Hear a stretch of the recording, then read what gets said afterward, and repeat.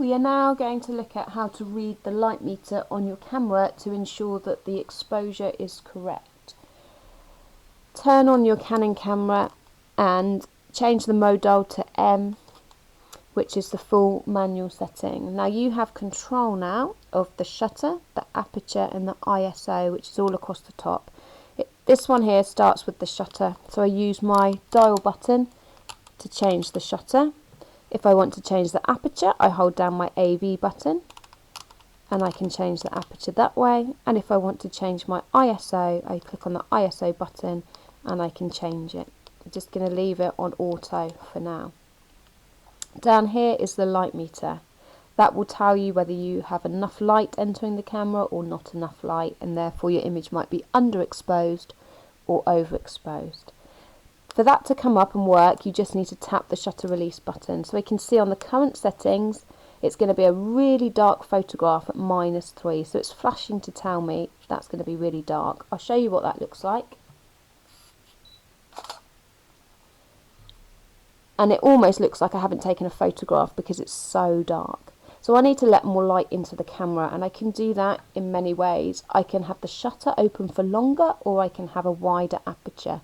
So to start with, I'm going to change the aperture from f/29. I know f/29 is a tiny aperture. So I'm going to pull that all the way down to 4.5, and I'm going to tap the shutter release button again.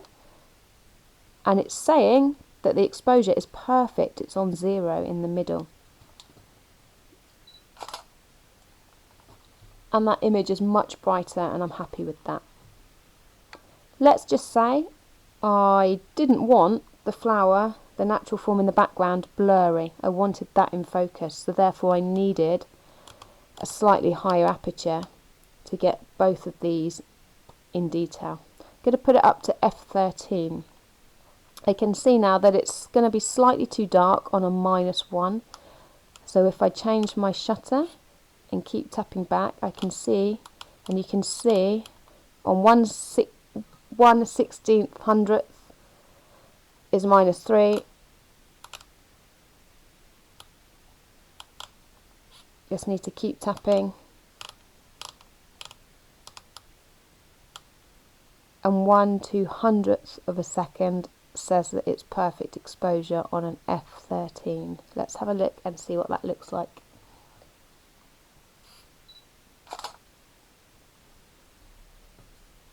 So the exposure is right, the light, if I go back to play, I can see that I've got slightly more detail on the natural form in the background because my f-stop was higher. Let's put the f-stop even higher. So it will go up to f/29, and already I can see on my light meter it's going to be way too dark.